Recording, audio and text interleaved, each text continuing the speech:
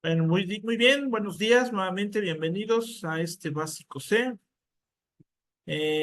Primera clase, el tema de hoy es Dios el Padre. Les voy a compartir mi pantalla. Me avisan cuando ya se visualice en la pantalla.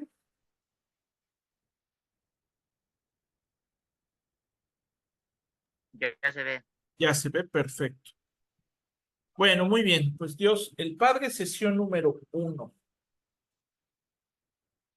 Señor, ponemos delante de tu presencia esta clase del día de hoy. Yo te ruego que tú nos hables de una manera especial, que nos enseñes a tener una buena relación con nuestro Padre, contigo, Padre. Gracias, Dios, porque tú eres bueno, misericordioso y sabemos que tú nos amas, Padre, de una manera especial y queremos tener ese vínculo contigo, esa relación contigo, para que podamos ser mejores hijos tuyos, mejores cristianos, mejores personas.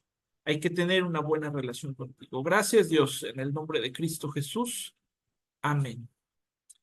Bueno, el objetivo de la clase del día de hoy es conocer a Dios como Padre, ¿sí? Muchas veces nos cuesta trabajo tener una relación con Dios, una relación con el Padre, porque no tuvimos una buena relación con nuestro Padre terrenal. Entonces, al no tener esa buena relación con nuestro Padre físico, nuestro Padre terrenal, cuesta la relación con el Padre, ¿sí? Pero hoy vamos a aprender a generar ese vínculo, a tener esa buena relación con nuestro Padre Dios, con Dios como Padre. Amén. Y vamos a ver Jeremías 31:3 y dice, Jehová se manifestó a mí hace ya mucho tiempo diciendo, con amor eterno te he amado, por tanto te prolongué mi misericordia. Esto es algo que nos declara Dios, que nos declara directamente nuestro Padre y que hasta lo firma, ¿no? Empieza el profeta Jeremías diciendo, Jehová, ¿quién es Jehová? Pues la manifestación de Dios el Padre, ¿sí? En el Antiguo Testamento ya se menciona al Señor Jesucristo, por supuesto que sí. Eh, Desde el Génesis está presente el Señor Jesús. En el Evangelio de Juan nos menciona que en el principio era el verbo y el verbo es Jesús, ¿no? Pero está ya juntamente con el Creador, que es Dios, que es Jehová, Jehová de los ejércitos. Y aquí el profeta Jeremías lo dice, Jehová se manifestó a mí, o sea, Dios el Padre se manifestó a mí hace ya mucho tiempo diciendo, con amor eterno te he amado, por tanto te prolongué mi misericordia. Y muchas veces tenemos la idea de que en el Antiguo Testamento todo es ley, de que en el Antiguo Testamento todo es ordenanza, todo es mandato, y no hay gracia, no hay misericordia. Tenemos la idea de que hasta el Nuevo Testamento, con la llegada del Señor Jesucristo, se manifiesta la gracia y se manifiesta la misericordia. Pero aquí podemos ver en el Antiguo Testamento que ya en ese momento el Padre ya prolongó su misericordia, ya muestra misericordia para con su pueblo.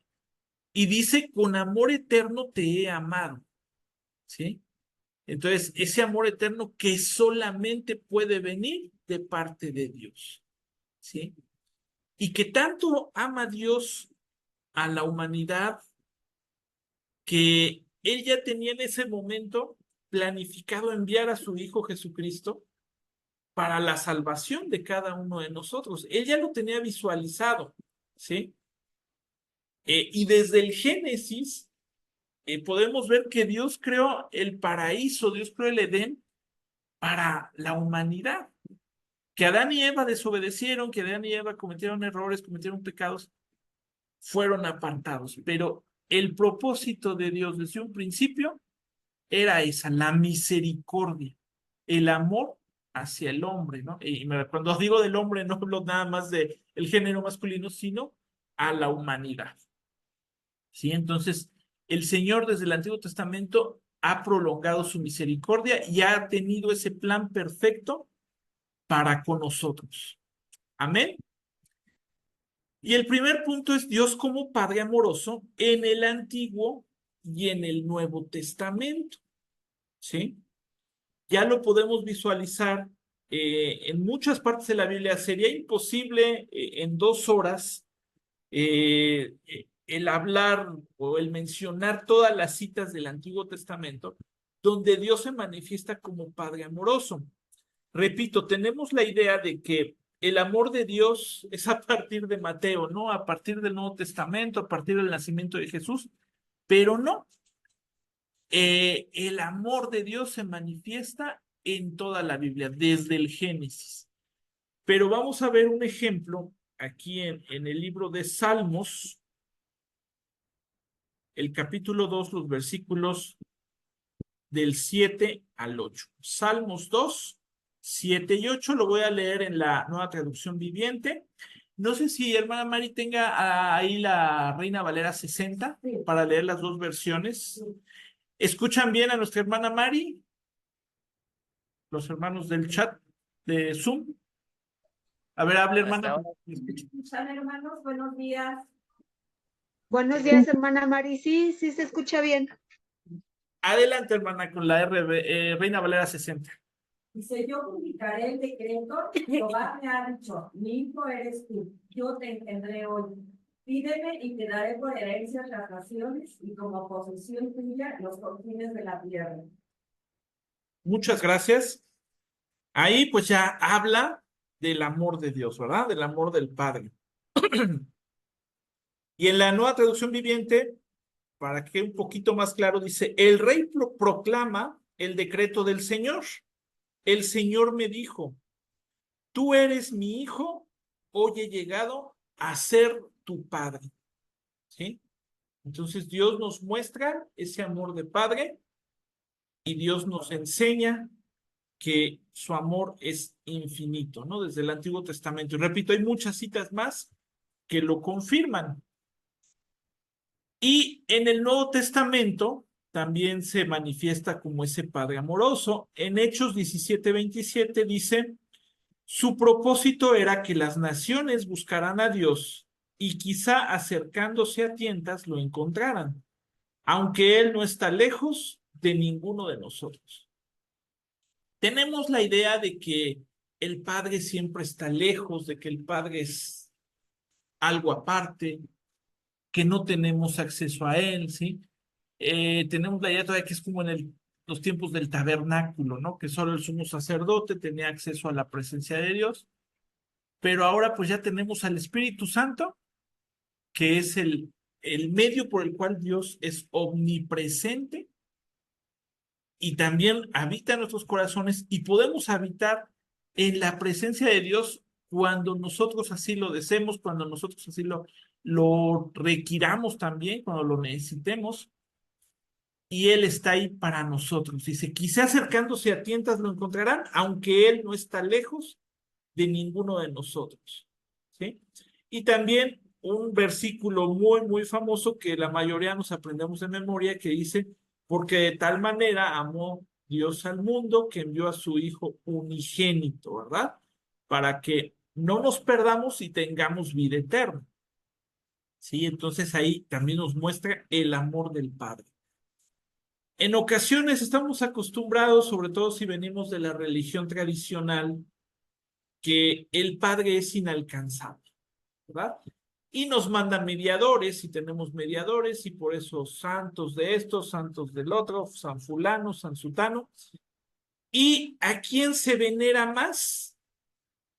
A los santos y también nos ponen una imagen materna, ¿sí? Sobre todo en la parte de Latinoamérica, sobre todo en la parte de Hispanoamérica también, que abarca pues la parte latina europea, lo que es España, Francia, Portugal, que ellos han adoptado una figura femenina de lo que es Dios, utilizando a las diferentes vírgenes, ¿no? Por ejemplo, aquí en México es Latinoamérica, bueno, en la parte de Latinoamérica es Guadalupe, pero si nos vamos a la parte del sur, pues está Santa María, ¿no?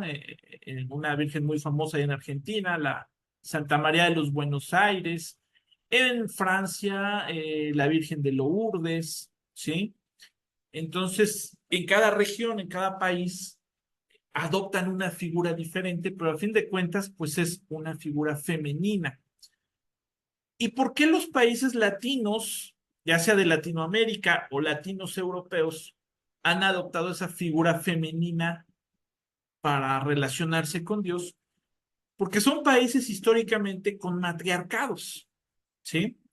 Donde a lo mejor los padres abandonan a los hijos, abandonan a la esposa con los hijos y se desentienden, ¿no? Y quien heroicamente saca a flote a las familias, pues las mamás, ¿no? Pese a que están abandonadas, pese a no tener un trabajo estable, pese a tener que hacer la función de papá y mamá, la función de ser proveedor, pero también cuidadora, la función de la parte masculina y femenina, pues sí se reconoce a las mujeres, por supuesto, esa labor, repito, heroica que hacen para mantener y educar a sus hijos, ¿sí?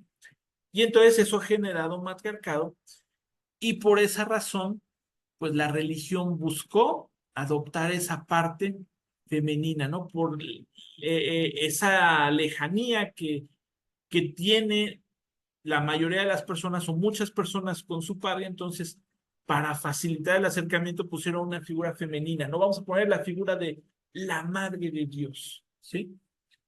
Como si fuera la esposa de Dios, la madre de Jesucristo, ¿sí? Una figura, una representación similar a lo que les cuento, ¿no? Para que la gente tuviera más acceso a no tanto a la iglesia, no tanto a Dios, sino con la religión, y crearon esa parte equivocada, crearon esa parte errónea de acercarnos a la presencia de Dios, ¿sí? Hermano, entonces los cristianos no creemos en la Virgen, no creemos en María. Bueno, por supuesto que ahí está en la Escritura, la Biblia la menciona, ¿sí? Pero le damos la justa dimensión a María, ¿sí? La justa medida de honra como madre de Jesús, ¿sí? El Señor la escogió por su buen testimonio, por su integridad, por su excelente forma de vida, estilo de vida. Y seguramente María tenía muchas características positivas, por lo mismo Dios la eligió a ella como la madre del Señor Jesucristo, ¿sí? Sin embargo, no es motivo para adoración, no es motivo para veneración, ni mucho menos para sustitución de lo que es el Padre, el Hijo y el Espíritu Santo, ¿no? Que vamos a ver a lo largo de este curso, ¿sí? Entonces, por eso nosotros como cristianos no adoramos a la Virgen, no la veneramos, no le rezamos, no le oramos. ¿Por qué? Porque pues ella ya está muerta, ¿no? No podemos orar a los muertos, no podemos platicar con los muertos. Entonces, pues María ya milenios que dejó de existir, ¿ustedes creen que nos va a escuchar? No. Y la Biblia es muy clara, la oración va dirigida al Padre en el nombre de Jesús, ¿sí? Y con el Espíritu Santo que intercede por nosotros con gemidos indecibles. Entonces, la oración únicamente es a Dios. Por eso tampoco le oramos a Pablo, ni a Mateo, ni a Pedro, ni a Lucas, que fueron grandes hombres en la Biblia, fueron grandes hombres de fe, grandes hombres que el Espíritu Santo les dejó enseñanzas maravillosas para nosotros. Dejaron un legado, sí, pero nosotros no vamos a orar a ellos, porque ellos no son el Padre, ellos simplemente fueron maestros que ocupó el Señor, utensilios que ocupó el Señor para dejarnos una enseñanza, ¿sí? Por medio del Espíritu Santo, eh, ellos recibieron mucha sabiduría, mucha revelación y la dejaron plasmada en la Biblia, pero nosotros no adoramos a ellos. Entonces, por eso al único que debemos adoración es a Dios. Y ahora estamos estudiando el día de hoy la figura de Dios como Padre, ¿sí? Y entonces, que Guadalupe es la madre de Dios, que Lourdes es la madre de Dios, que fulanita es la madre de Dios. la Covadonga, o no sé cuántas hay, ¿verdad? Ellas ya fueron figuras inventadas por la iglesia, ¿sí? La Biblia no menciona a Guadalupe, la Biblia no menciona a Lourdes, la Biblia no menciona a otras tantas que hay, ¿sí? Entonces, la madre de Dios fue María, y sí, ahí está en la Biblia, la menciona, pero no vamos a reconocerla a ella como parte de Dios, no la reconocemos como deidad. Sí, que hay que dejar en claro eso. Ni como madre nuestra, ¿verdad? Así es. Hay una anécdota, seguramente la han escuchado, donde este, una persona, un paciente, va a visitar a un médico y el médico le pregunta, oiga, usted yo sé que es cristiano, ¿verdad? Y le contesta el paciente, sí, sí, yo soy cristiano. Y el médico le responde, a mí me caen muy bien los cristianos, tengo muchos amigos cristianos, pero lo único que no me gusta de los cristianos es que no reconocen a la Virgen, que no adoran a la Virgen. Y el paciente, ok, está bien, se quedó callado. Y, y nada más le dice, bueno, entonces iré a consultar, en lugar de consultarlo a usted, consultaré a su mamá. Y el médico se ofende, ¿no? ¿Cómo que a mi mamá, no? El que estudié fui yo, el que tiene el título de médico soy yo, el que sabe de medicamentos soy yo, como el que le pregunta a mi mamá. Y el paciente le responde, pues es lo mismo. O sea, quien nos da salvación, quien nos da la vida, quien nos da todo lo que necesitamos, es Dios, es el Señor Jesucristo, y no su mamá. El médico ya no dijo nada, no sé, lo dejó callado literalmente. Entonces, pues bueno, les cuento esta anécdota, seguramente fue real, si está ahí, ¿verdad? Eh, para enseñar de que, pues, a quien debemos de dar honra, gloria, reconocimiento es únicamente a Dios. Siguiendo en Dios como Padre en el Antiguo y Nuevo Testamento, vamos a ver un fragmento de esto en Primera de Juan, capítulo 3, los versículos 1 y 3. ¿Sí? Inclusive también este versículo, el versículo 1, es una alabanza muy bonita, ¿no? Un canto de alabanza, de oración muy, muy hermoso. Y dice así, miren con cuánto amor nos ama nuestro Padre, que nos llama sus hijos, y eso es lo que somos. Pero la gente de este mundo no reconoce que somos hijos de Dios, porque no lo conocen a Él. Queridos amigos, ya somos hijos de Dios, pero Él todavía nos ha mostrado lo que seremos cuando Cristo venga.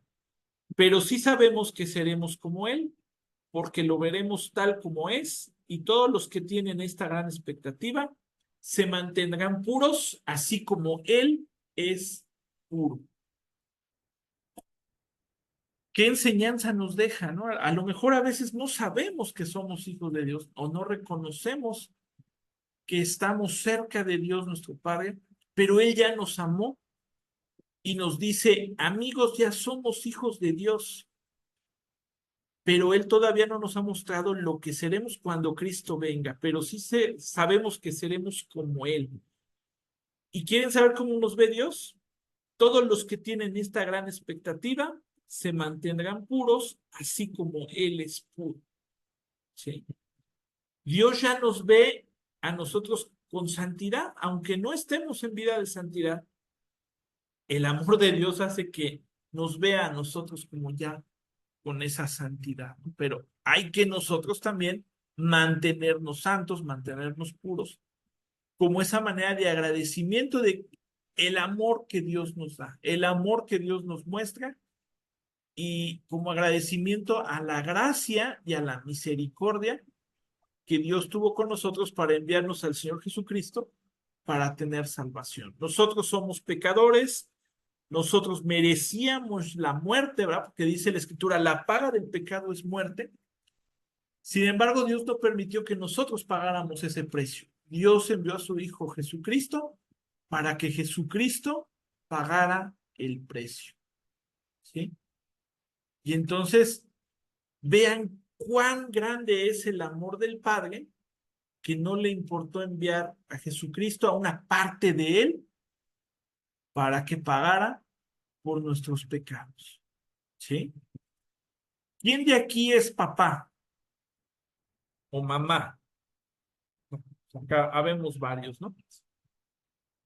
Imagínense que nos dijeran, ya no dar la vida de uno de los hijos, ¿no? Sino nada más, imaginen que nuestro hijo, nuestra hija está en un salón de clases, todos se portaron mal, todos estuvieron haciendo desorden en el salón, la maestra o el maestro tiene que castigar a todos, pero nuestro hijo o nuestra hija fue el único o la única que se portaron bien, ¿sí?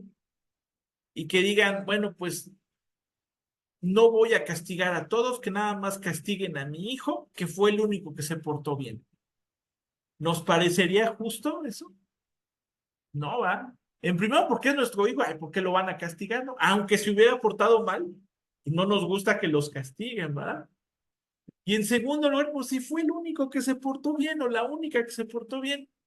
Y los demás que hicieron relajo, que hicieron desastre, a ellos no los van a castigar y solo a mi hijo, que fue el único que se portó bien. Nos dolería, ¿verdad? Y no estaríamos de acuerdo y nos enojaríamos con el maestro o la maestra y a lo mejor iríamos a reclamar con el director y si el director no nos hace caso, pues más arriba, ¿no? Con supervisión o con quien sea. Porque no es justo. Imagínense esto magnificado, ¿no? Pecados terribles que comete la humanidad y que Jesucristo, que siendo Dios es santo, tuvo que pagar por nuestras culpas, ¿no? Por nuestros pecados, por todo lo horrible que hemos hecho, ¿sí? Entonces, ¿fue justo que Jesucristo pagara el precio? No. ¿Fue justo que sufriera en la cruz, que muriera de esa manera tan terrible? No. Pero Dios mostró misericordia y mostró gracia para con nosotros. Y pagó el precio de la muerte con la muerte del Señor Jesucristo, ¿sí? Quien menos lo merecía fue quien pagó el precio, pero era necesario que alguien santo, alguien sin mancha, alguien sin pecado, fuera ese cordero inmolado. Recordemos que cuando el pueblo de Israel salió de la tierra de Egipto, Dios le envió muchas normas, muchas leyes a Moisés, ¿sí? Y para perdón de pecados era necesario un cordero sin mancha, ¿verdad? Era la condición. Entonces, pudiera haber el Señor elegido a cualquier pecador, ¿verdad? Y a ver, tú vas a pagar el precio, pero cualquier hombre, cualquiera persona que hubiera sido puesto en el lugar de Jesús no hubiera sido válido porque nosotros en nuestro ADN tenemos el pecado. Y necesitábamos que alguien sin mancha, sin pecado, pagara el precio y solo el Señor Jesucristo. ¿Dudas hasta aquí? ¿Comentarios? ¿No? Bueno, de las personas que están en línea, les voy a pedir a alguien que lea Éxodo 6:2, otra persona que lea Salmos 62:11 y otra persona que lea Hebreos 1:3, ¿sí? Entonces, no sé quién dice yo no voy a decir quién, pero que me vayan diciendo, yo leo Éxodo, Salmos, abran Tu su... hermano dijo esto. Sí, Rosy. Espérame, Sí, ahorita les digo. Ok. Salmo 62. Espérame. Yo les digo, cuando ya me hagan hablar, entonces. Ok. Pues, ¿quién lee Éxodo 6:2? yo, hermano. Rosy. ¿Quién lee Salmo 62:11? Laura, Laura. ¿Y Hebreos 1:3? Yo, Bueno, ok, entonces vamos en ese orden. Primero Rosy, Laura, y luego el varón que no alcancé a identificar. Adelante. Habló Jehová, perdón, habló todavía Dios a Moisés y le dijo, yo soy Jehová. Ok, Solo.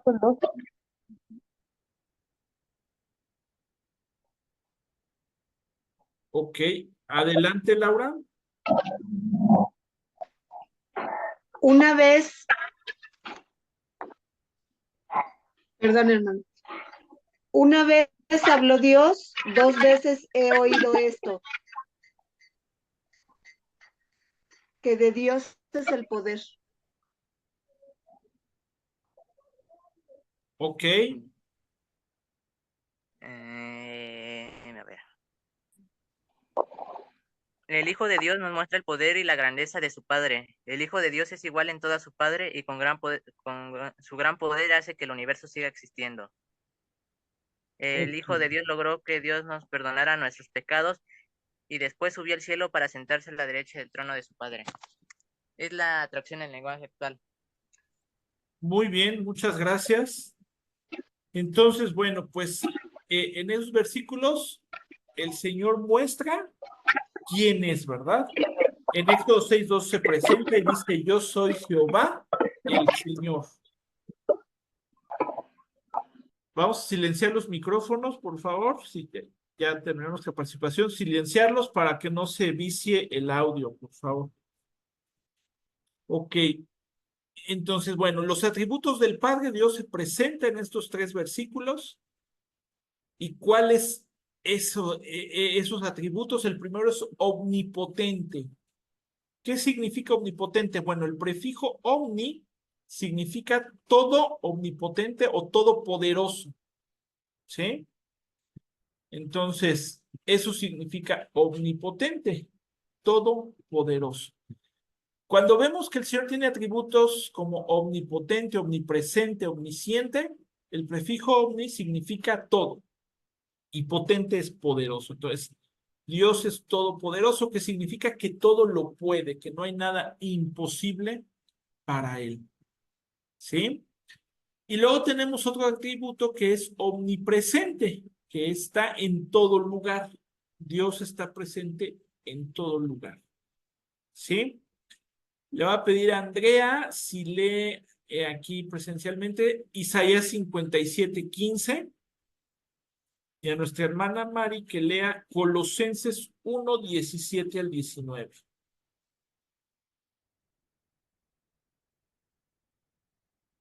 Porque así dijo el antes sublime, el que habita en la eternidad y cuyo nombre es el Santo, que habita en las alturas en la santidad, y con el quebrantado y humilde de espíritu, para hacer vivir el espíritu de los humildes y para vivificar el corazón de los quebrantados. Ok, muy bien, muchas gracias. 1:17 al 19. Sí. Y Él es antes de todas las cosas, y todas las cosas en Él subsisten. Y Él es la cabeza del cuerpo que es la iglesia, el que es, él que es el principio, el primogénito de entre los muertos, para que todo tenga la preeminencia, por cuanto agradó al Padre que en Él habitase toda plenitud, y por medio de Él reconciliar consigo a todas las cosas, así las que están en la tierra como las que están en los cielos, haciendo la paz mediante la sangre de su cruz. Y vosotros también que erais en otro tiempo extraños y enemigos en vuestra mente, haciendo malas obras, ahora os ha reconciliado en su cuerpo de carne por medio de la muerte, para presentaros santos y sin mancha e irreprensibles delante de él. Si en verdad permanecéis fundados y firmes en la fe, y sin moveros de la esperanza del evangelio que habéis oído, el cual se predica en toda la creación que está debajo del cielo, del cual yo, Pablo, fui hecho ministro. Ok, muchas gracias. Pues aquí en estos versículos que acabamos de leer, nos habla de que Dios está presente en todo lugar, ¿sí? En todo momento. Y vamos a suponer, vamos a imaginarnos un momento que somos astronautas, ¿sí? Y nos mandan al espacio y nos mandan a una misión a otro planeta o simplemente andar dando la vuelta por el espacio. ¿Ustedes creen que ahí ya no podríamos estar en la presencia de Dios? Por supuesto que sí seguiríamos, ¿verdad? Y aunque fuéramos otra galaxia, suponiendo que hubiera una nave espacial con la característica de viajar a años luz de distancia, ahí estaría la presencia de Dios.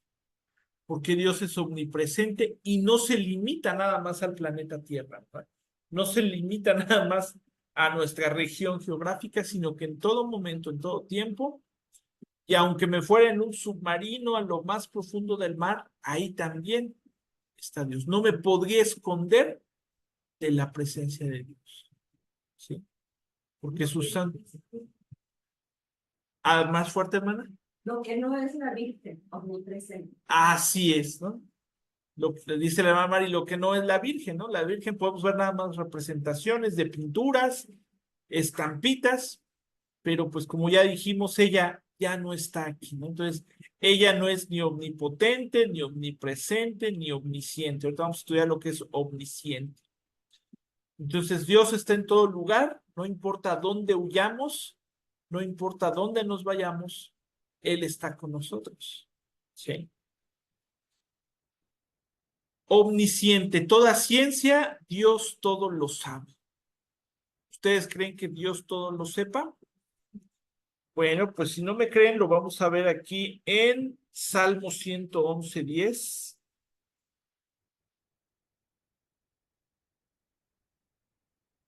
También de los que están en línea requiere un voluntario.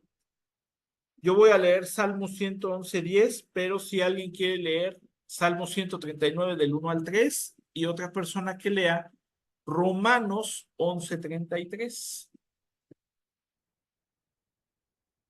¿Sí? Bueno, leemos el primer texto. Dice, el temor del Señor es la base de la verdadera sabiduría. Todos los que obedecen sus mandamientos crecerán en sabiduría. Alábenlo para siempre. ¿Sí? Aquí nos dice, el Señor es la base de la verdadera sabiduría. Todos lo saben. Y si queremos nosotros tener sabiduría, ¿qué requiero yo? Obedecer a Dios. ¿Qué requiero yo? Alabarle en todo momento. Y el Señor me va a mostrar de su sabiduría, me va a transferir de su sabiduría. ¿Sí?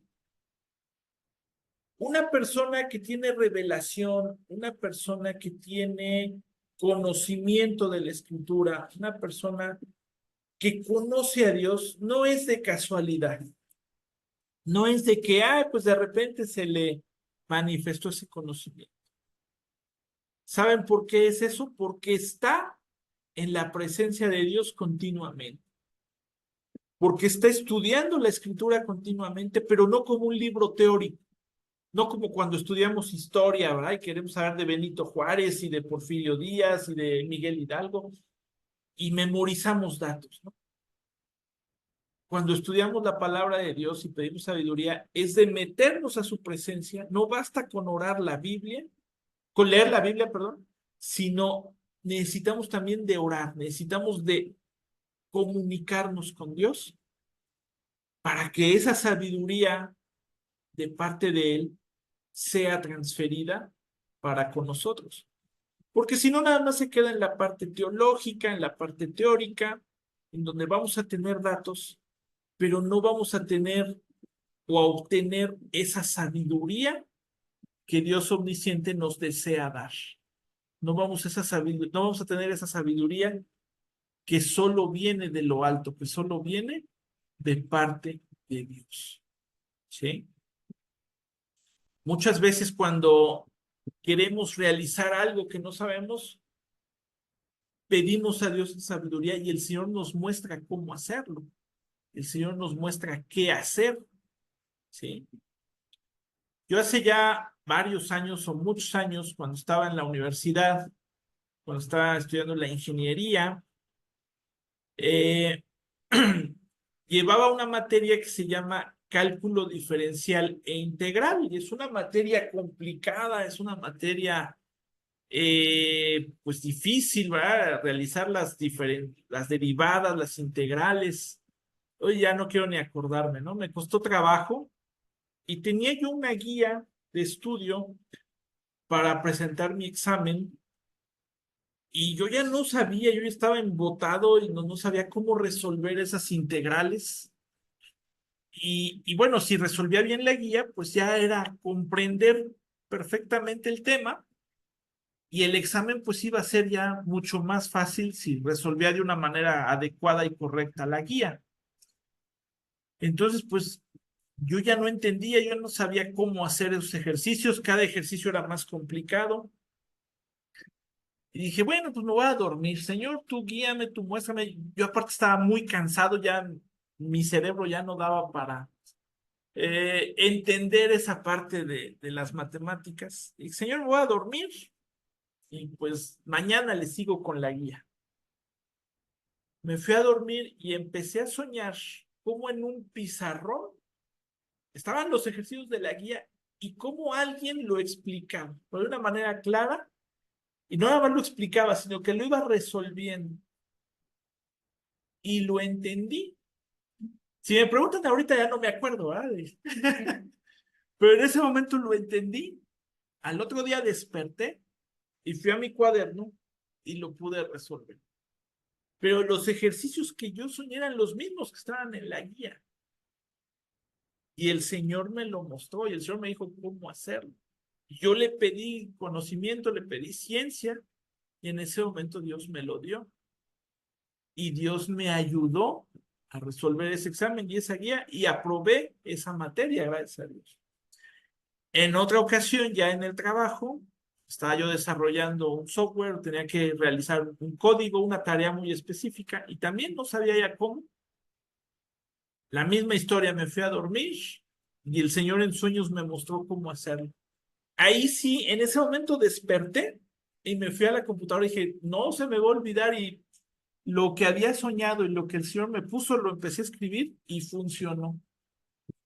Entonces, en esas dos ocasiones el Señor, le he pedido al Señor ciencia, le he pedido al Señor sabiduría y me lo ha mostrado, me ha respondido. Así de esa manera clara, no tangible, ¿no? En muchas ocasiones le pedimos sabiduría y el Señor nos da estrategias, ¿no? A lo mejor no tan claras como en un sueño, no en un pizarrón como lo visualicé, pero sí nos da sabiduría para tomar una decisión o a lo mejor un consejo o a lo mejor algo que leí en la palabra y ya nos da las bases para tomar la sabiduría. Entonces, Dios de muchas maneras nos habla para darnos esa sabiduría. Entonces, Dios entiende de matemáticas, Dios entiende de programación, Dios entiende de toda ciencia que nos podamos imaginar. Y también de nuestros problemas diarios, ¿no? Porque a lo mejor nuestros problemas no es resolver una guía de cálculo diferencial, sino quiero resolver una situación con mi cónyuge, una situación con mis hijos, una situación con mis padres, con mis hermanos, con el trabajo, cualquiera que sea. Pero si pedimos sabiduría a Dios, Él nos lo da. ¿Sí? Bueno, ¿quién dijo yo para Salmo 139:1? Yo, hermano. Adelante, hermana. Oh Jehová, tú me has examinado y conocido. Tú has conocido mi sentarme y mi levantarme. Has entendido desde lejos mis pensamientos. Has escudriñado mi andar y mi reposo, y todos mis caminos te son conocidos. Ok, aquí muy claro, ¿verdad? Has examinado mi corazón y sabes todo acerca de mí. Y todos mis caminos te son conocidos. Entonces, Dios sabe todo absolutamente. Aún lo que yo creo que está más escondido, aún lo que yo creo que es más privado, aún lo que no le he contado a nadie, Dios lo sabe de mí. Y bueno, ¿quién lee Romanos 11:33? Dios es inmensamente rico, su inteligencia y su conocimiento son tan grandes que no se pueden medir. Nadie es capaz de entender sus decisiones ni de explicar sus hechos. Ok, se oyó un poquito lejos, ¿no? Si lo puedas volver a leer, por favor. Dios es inmensamente rico, su inteligencia y su conocimiento son tan grandes que no se pueden medir. Nadie es capaz de entender sus decisiones ni de explicar sus hechos. Ok, su inteligencia no se puede medir. Muchas gracias por las lecturas. Gracias. Y pues aquí Dios nos habla igual en el Antiguo y en el Nuevo Testamento. sus atributos y está plasmado en la escritura todo lo que Él es, todo lo que Él hace. Él es omnipotente, omnipresente y omnisciente. ¿Sí? Y otros atributos de nuestro Padre es que Dios es amoroso, Dios es misericordioso. ¿Sí? Esas dos ya lo hemos analizado a lo largo de esta enseñanza. Nos da de su amor, de su misericordia, y también Dios es eterno, ¿verdad? Dios no tiene principio ni fin. Cuando habla del Génesis, pues nos habla de que antes de la creación del mundo Él ya estaba, ¿verdad? Nuestra mente es muy pequeña para entender en qué momento se creó Dios. Bueno, no tiene principio ni fin. Y Dios nos habla y nos da la promesa de la vida eterna, ¿verdad? Entonces, quiere decir que Dios no va a morir en algún momento, Dios no va a desaparecer en algún momento. Entonces, Dios nos hizo a su imagen y semejanza y por eso es que nos da la promesa de la vida eterna, y aunque nosotros en este cuerpo físico terrenal un día dejemos de vivir, dejemos de existir, pues vamos a trascender a otro plan donde ya nos va a dar esa eternidad, así como Él. Puede ser eternidad para vida, para estar con Él en el paraíso, ¿eh? Como le dijo al ladrón que estaba junto a Él en la cruz, desde hoy estarás conmigo en el paraíso. O bien para muerte eterna, ¿va? Pero va a ser algo que no vamos a estar dormidos eternamente. Bueno, los que se vayan al infierno, los que no vayan al paraíso con Dios, no van a estar dormidos eternamente, sino que su muerte va a ser alejados de la presencia de Dios, pero van a estar conscientes de ese lugar de tormento, ¿no? De ese lugar que fue destinado para el enemigo y para sus demonios, ¿no? Entonces, bueno fuera para ellos que fuera esa muerte eterna donde no sintieran nada, ¿no? Donde ya desaparecieron, sino que van a estar conscientes de ese lugar de tormento, de ese lugar de castigo, así como lo dijo el Señor Jesús, ¿no? Un lugar donde es el crujir de dientes, ¿no? O sea, qué sensación, qué castigo, qué dolor tan fuerte para que estén con ese crujir de dientes. Entonces, por eso es que reconozcamos al Señor como nuestro Señor y Salvador para poder estar en el paraíso, en la presencia de Dios, viviendo la eternidad con Dios. Es también nuestro alto refugio y nuestro pronto auxilio. ¿Sí? Esta parte del alto refugio, pues es cuando hay problemas, cuando hay situaciones, recurrimos a Él para consolación, para protección, para cuidado. ¿Sí? ¿Qué ocurre cuando en una población hay una tormenta, un huracán, hay una situación que puede generar una inundación? Por ejemplo, en Tabasco, que se da mucho el desbordamiento de lagos, de presas, de ríos. ¿A dónde recurre la gente? A las partes altas, al alto refugio. Entonces, nosotros también recurrimos al alto refugio que es nuestro Dios, nuestro Padre. Y nuestro pronto auxilio, ¿no? Cuando una persona sufre un accidente o tiene alguna situación de salud, hay que darle los primeros auxilios, ¿no? O se cortó, bueno, el primer auxilio es detener la hemorragia. O no puede respirar, ayudarlo a respirar. Entonces, también Él es mi pronto auxilio, es mi primer auxilio en algún momento de tribulación, de problema, de prueba, de ataque. A Él debemos de recurrir. También es nuestro sanador. ¿A quién de aquí ha sanado el Señor? A todos, ¿verdad? En algún momento. O a quién de aquí de nosotros hemos orado por alguien ya sanado. Nuestra hermana Mari levanta la mano. Sí, a lo mejor en algún momento ustedes dicen, no, yo todavía no he orado por alguien ya sanado, pero en algún momento Dios los puede usar para que por medio de una oración de ustedes otra persona sane. Y no es para vanagloria, decir, ay, yo estoy en otro nivel o yo sano a los enfermos. No, no somos nosotros. Somos simplemente instrumentos para que el Señor haga la obra. O sea, en todo momento Dios es quien hace la obra. Dios es quien hace el milagro. Simplemente nosotros somos ese instrumento, ¿sí? Por ejemplo, como esta botellita de agua, ¿no? O sea, ¿qué nos quita la sed, la botella o el contenido? El contenido. Y no es de que ay, la botella se vanaglorie y ay, yo le quité la sed al que tomó agua de mí, ¿no? La botella pues, no sirve para nada más que para contener el líquido. Lo mismo ocurre con nosotros, o sea, nosotros simplemente somos ese instrumento por el cual Dios es el poderoso, Dios es el omnipotente y es el que tiene el poder para sanarnos. ¿Sí? Entonces, Dios nos puede usar para ministrar a otra persona, pero el poder no es mío, la gloria no es para mí, simplemente somos instrumentos útiles. Dios es nuestro proveedor, ¿sí? ¿Quién de aquí ha recibido provisión de parte de Dios? Yo, Todos, ¿verdad? Que en algún momento de desesperación, híjole, ya es 11 de mayo, faltan 4 días para la quincena, ya no me queda dinero, y el Señor manda, ¿verdad? Algo.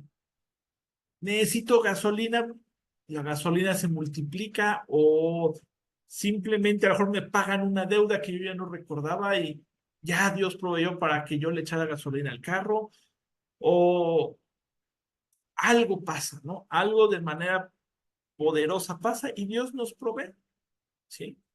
O simplemente llega la quincena y, ok, ya recibí, gloria a Dios, recibí X número, no sé, 10 pesos, pero mis gastos son de 12 y el Señor multiplica, el Señor provee. Entonces, ¿por qué no dependemos de la bendición, sino dependemos del dador de la bendición? Amén. Él es nuestro admirable consejero. Todos tenemos problemas, ¿verdad? Todos tenemos confusiones, todos tenemos situaciones donde no sabemos qué hacer, pero recurrimos a Dios para que Él nos aconseje. Él es nuestro admirable consejero. ¿Sí? Él es Dios fuerte, príncipe de paz, torre fuerte. Es justo. ¿Sí? Es justo y misericordioso, ¿verdad? Porque si fuera justo y se aplicara la justicia a rajatabla, pues ya no estaríamos nosotros, ¿verdad? Ya hubiera mandado un rayo y nos hubiera fulminado. Pero Dios también muestra misericordia. Sí. Es el príncipe de paz porque cuando tenemos una situación difícil recurrimos a Él, ¿a poco no hemos sentido paz? Ese consuelo de parte de Dios. Sí. A lo mejor hay un momento de incertidumbre como personas o como familia o en el área laboral o en el área escolar. Recurrimos a Él, entramos a su presencia y Él nos da de su paz. Sí. Entonces, es el príncipe de paz, es el proveedor de paz. Dice la escritura también que la paz que sobrepasa todo entendimiento viene de parte de Dios. ¿Sí? Dice también la paz que el mundo no entiende. ¿Por qué no la entiende el mundo? Porque el mundo no conoce a Dios. Entonces, a Él recurrimos cuando hay algún problema, cuando hay alguna situación, y Él nos da paz. ¿Sí? Que la situación está muy difícil, muy complicada, pero yo tengo paz. No es porque yo sea un ser extraordinario y yo genere paz, ¿no? La fuente de paz viene de parte de Dios. La fuente de gozo también es Dios. La fuente de amor dependemos también de Dios. Porque Dios es amor, es gozo, y por eso hay que desarrollar los frutos del Espíritu. Porque por nosotros mismos no lo podemos obtener. Y regresamos al ejemplo de esta botellita. Esta botellita no puede generar agua por sí sola, ¿verdad? Debe de ir a una fuente, a un garrafón, a una llave, donde se ha llenado. Entonces nosotros somos esa vasija, esa botellita donde necesitamos llenarnos pero nuestra fuente debe de ser Dios, ¿sí? No es otra persona, no es ni el pastor, ni el maestro del curso, ni el cónyuge, ni los hijos, ni el padre, ni nadie más, ¿no? Ni el youtuber, que a lo mejor encontramos un youtuber que habla de parte de Dios, ¿verdad? Y nos ministra, ¿sí? Pero él no es la fuente, el pastor no es la fuente. Solo Dios es nuestra fuente de paz, de amor, de gozo, ¿sí? Nuestra torre fuerte, pues es a donde recurrimos a él, ¿verdad? En tiempo de guerra, ¿a dónde se iban a refugiar las personas? A las torres, ¿verdad? Y no eran torres donde tuvieran ventanas grandotas, porque pues entraban los ataques, ¿verdad? Los dardos. Sí. En la actualidad, bueno, ya se usan búnkers. También puede ser nuestro búnker, ¿verdad? Nuestro refugio subterráneo donde podamos ir ahí para descansar en él y seamos protegidos de las acechanzas, de los ataques, de las preocupaciones. ¿Sí? Y Dios es justo y Dios obra con justicia. También es misericordioso, pero también es justo. Y bueno, pues también vamos a ver la Trinidad de Dios. ¿Sí? Ahí ya me adelanté. ¿Sí? La unidad que tiene el Padre con el Espíritu Santo. Y tiene que ver mucho con la Trinidad. Ahorita estamos tocando una primera parte de la Trinidad, pero vamos a estar estudiando todo completo, la parte del Padre, del Hijo y del Espíritu Santo. Hermana Mari, ¿nos apoya leyendo Juan 1 del 1 al 4, por favor? Y Andrea, ¿nos apoyas leyendo Deuteronomio 6:4, por favor? Hoy quise que leyeran mucho ustedes. Dice, en el principio era el verbo, y el verbo era con Dios, y el verbo era Dios.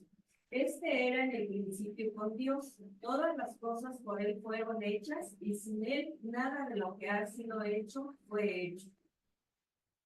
Ok.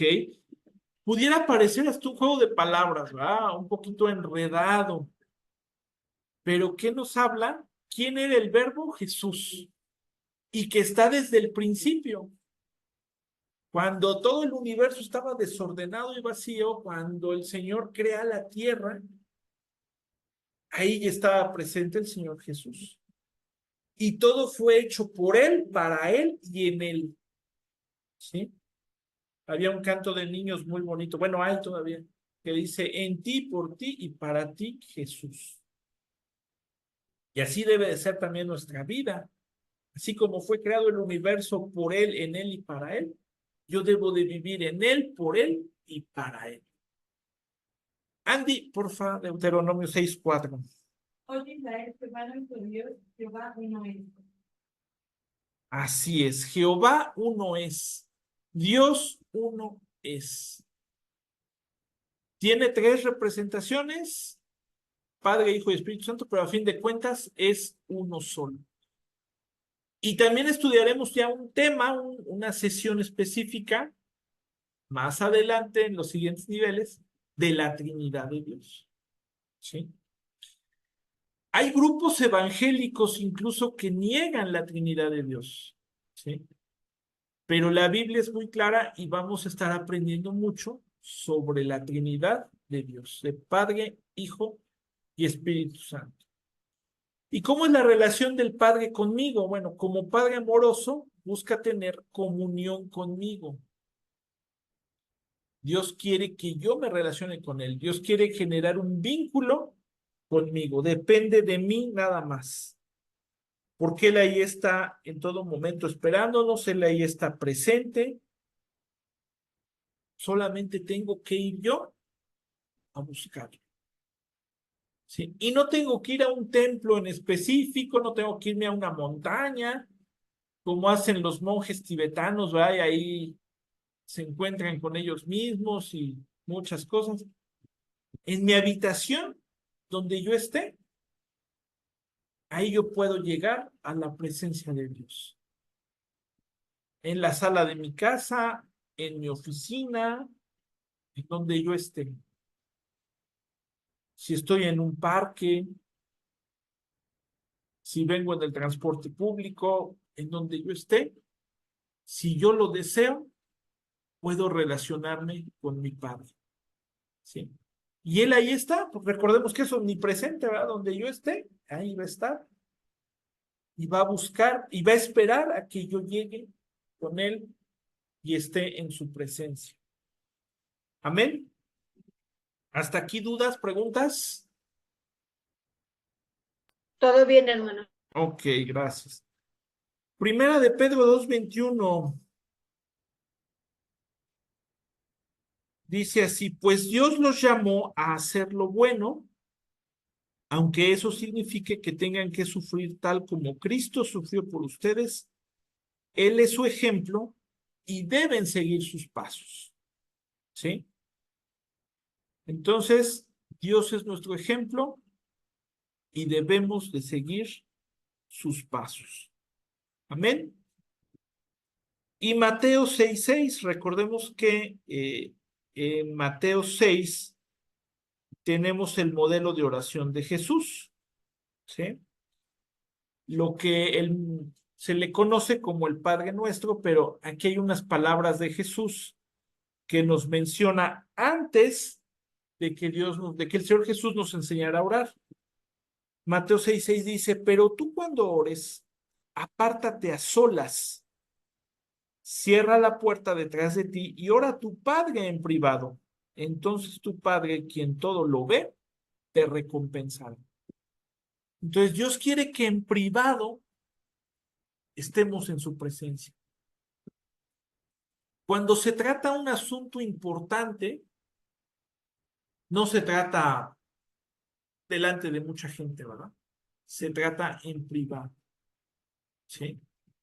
De la misma manera, Dios quiere que en privado tratemos ese asunto importante que es la comunión con Él. Y hemos ya hablado en básico A, básico C acerca de la oración. Vamos a seguir aprendiendo acerca de la oración. Y vamos a estar estudiando cómo relacionarnos con Dios. Por medio de la alabanza, de la acción de gracias, la petición. Y Dios lo que busca no es tanto que yo le pida, que sí, Dios quiere que le pida, ¿no? Y Dios sabe que antes de que yo abra mis labios para pronunciar mi petición, Dios ya sabe de qué tengo necesidad. Pero Dios lo que desea es que yo derrame mi corazón, que yo le cuente cómo me siento, si estoy triste, si estoy preocupado, si estoy ansioso, si estoy en crisis, y Él me va a dar consuelo. Pero entonces nomás nos vamos a acercar a Él cuando hay una situación difícil, no. También cuando estoy bien, cuando estoy feliz, cuando estoy gozoso, también acercarme a Él y decirle, Señor, te agradezco porque estoy así y ayúdame a mantenerme así, con ese gozo, con esa paz. Y cuando llegue la prueba, cuando llegue la complicación, cuando llegue la preocupación, pues yo voy a estar en mi torre fuerte, en mi lugar seguro, tratando, o más no tratando, solucionando ese problema, solucionando esa situación complicada. ¿Sí? Amén. Pero hay que buscarlo en privado. Y aquí tenemos la promesa. Tu Padre, quien todo lo ve, te recompensará. O sea, nos dará la solución, nos dará las herramientas para poderlo hacer. Por eso lo importante de relacionarme con Dios como Padre. Amén. Pues Amén. hasta aquí el tema de hoy, bueno, la presentación de hoy. No sé si hay alguna duda, comentario.